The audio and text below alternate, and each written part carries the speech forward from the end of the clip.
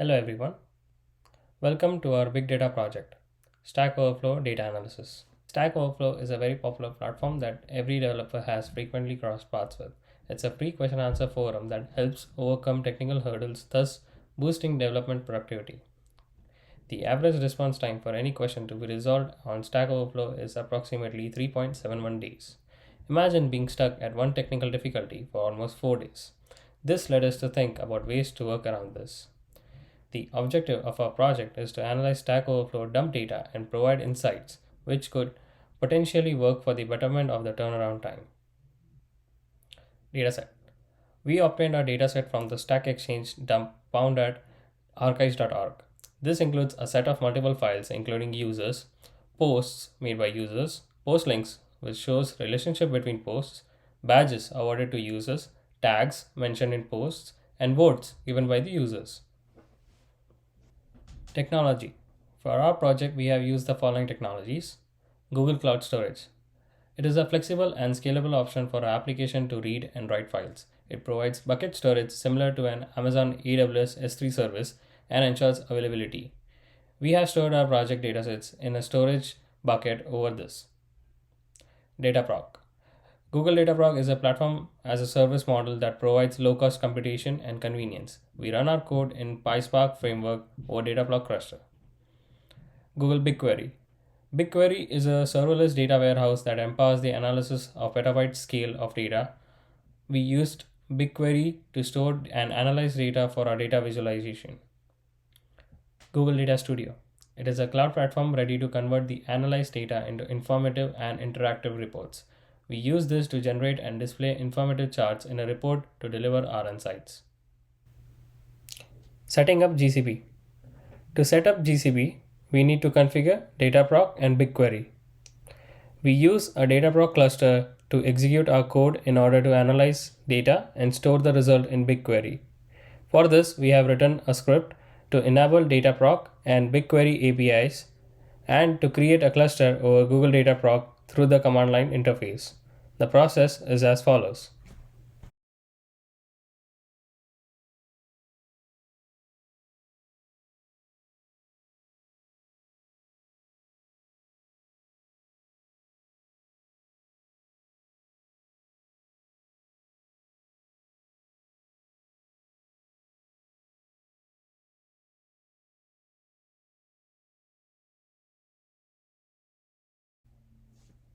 Workflow. The first step we undertook was to obtain the Stack Overflow data dump. The downloaded datasets from archive.org are uploaded to Google Cloud Storage. The data is in XML format, which is not easy for many tools to parse and perhaps even unwritable for humans ourselves. We executed Spark programs to pre process the dump data.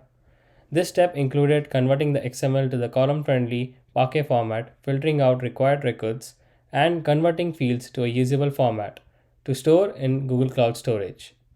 From this point, the workflow branches out into two. First, a series of PySpark programs are run sequentially on Dataproc to perform analysis and aggregations of various data points. This helps us to convey a complete story of Stack Overflow questions, their respective answers, time taken to respond, and insights on the best way to respond to these questions. Some of the measures that helped us answer these questions include finding experts of each tag, trends in tag over a period of time, activity of a user, and geographical distribution of tag expertise. In addition to these, we also analyzed unanswered questions, trends in badges, and duplication of posts. These aggregated results are stored in Google BigQuery and then are sourced out to Data Studio for visualization. Google Cloud Storage. This is our bucket containing our input XML files, and this is our pre-processing code to convert XML input files. We define the schema, read the XML accordingly, and write the data frame as Parquet files to cloud storage. We do this because Parquet stores data in columnar format and retains the schema.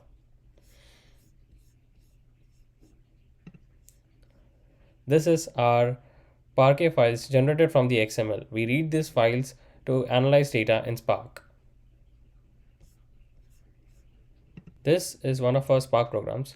Our Spark programs, once executed, read and process the input Parquet files. After we finish analyzing the data, the output is then stored in BigQuery in the form of tables.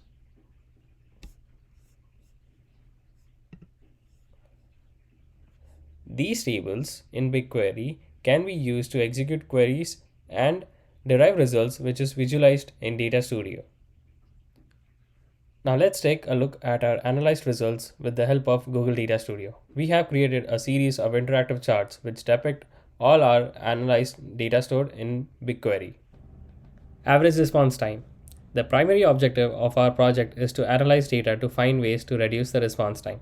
This graph depicts the average response time for each domain the questions are asked about. For example, if we search JavaScript, we can see that the average response time for JavaScript in 2021 is 10,000 minutes, which is approximately 7 days. Active users.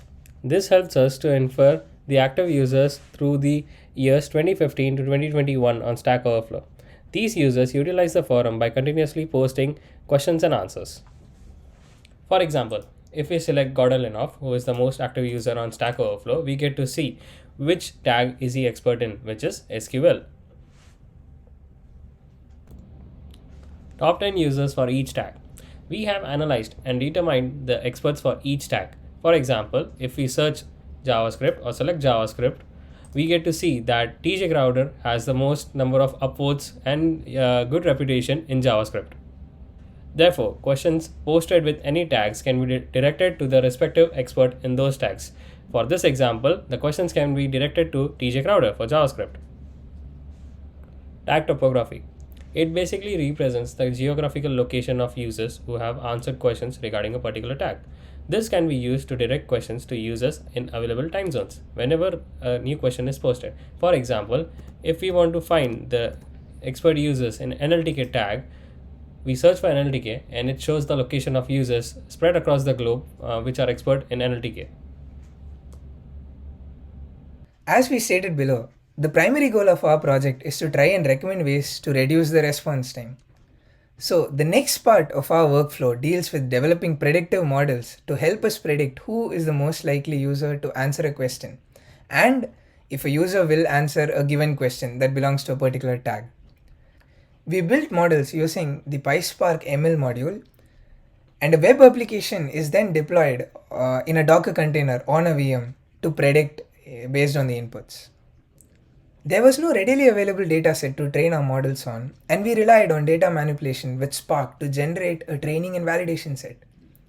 Users and posts are the primary actors in a system of posting and answering questions on Stack Overflow. The pre-processed dataset of posts and users are used, and user post tuples are created. This is basically pairing all users and posts together. The positive tuple consists of groups of users and posts that they have answered, and the negative tuple consists of groups of users and the posts that they haven't answered. For example, in this particular example, user 1 has answered post 1 and user 2 has answered post 2. User 1 has not answered post 2 and user 2 has not answered post 1. Features are then extracted from this generated dataset of tuples. User ID and reputation were taken as features of the users. Tags and title are very significant features that give us a context of what the question is about, but they cannot be used as such. So we generate a vector of bag of words features to represent them. This data is the input to the two models of our system. One of our model predicts who is most likely to answer a question given its tag and title. The other model predicts if a given user will answer a question. A bag of words transformation is simply tokenizing text inputs and assigning frequencies to each token. For example, this sentence is tokenized as depicted here. All terms are individually tokenized and each of these terms is simply assigned a frequency. The user posts tuple naturally consisted a lot of tuples that were in the negative class. This caused severe imbalance of the training data. the model simply predicted all inputs with the not answered flag, as it still gave almost perfect accuracies. This is because almost 99% of the data had a not answered label to it. So even if the model predicted every given input as not answered, the model still would have very good accuracies. To deal with this, we undersampled the not answered class. However, we still kept the ratio unbalanced so as to maintain a real life scenario where naturally most people might not answer all posts. Both the models were trained using tree-based classifiers. We did try to train models using logistic regression initially. However, this class imbalance caused the model to be biased towards the not answered label, even after undersampling it. Decision trees and other tree-based algorithms frequently perform well on imbalanced data. They learn by a hierarchy of if-else questions, so this can force both the classes to be addressed. The initial model predicts if a given question will be answered given a user's ID, his reputation, and the set of tag and title features. The next is a model that predicted who was the most likely user to answer a question given the set of tag and title features. Here we use a random forest classifier because a random forest classifier gave us the flexibility of getting the raw probability values. So we could not just get the absolute prediction of one particular user, but we could also try and get the top 3 users who are likely to answer this question. This is the web application that we have hosted on GCP's VM on a Docker container. Let us now see who is likely to answer this question. So for a question, what is Flask, that belongs to Python and Flask tags, we see a list of users who are suggested for these domains. When we click on these links, it redirects us to their Stack Overflow home user pages. As we can see, these users are clearly experts in the Python domain. Similarly, we also have an answer predictor.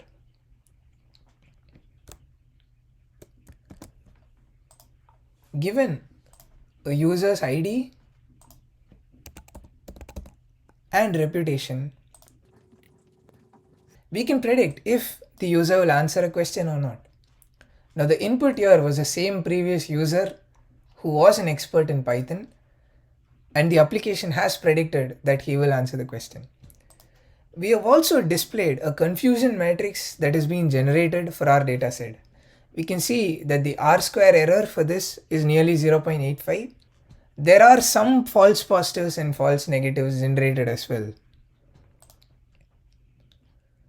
A sample of the data can also be viewed here. So we have ID, reputation, the title, the tags, and flags whether he answered the question or not.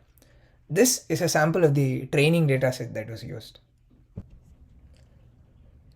With this system in place, there is a lot of scope for future work. Some of our goals include simulating the actual Stack Overflow scenario where posts are streamed in real time by integrating Apache Kafka, improve the accuracy of our predictions and use it to build a proper recommendation system. Stack Overflow Jobs is another platform where there's potential to increase adoption by recommending the right user for every opening. This slide marks the end of our project. We would like to thank the instructors and the TAs who helped us throughout the course and for this opportunity to excise our learning. Thanks and cheers.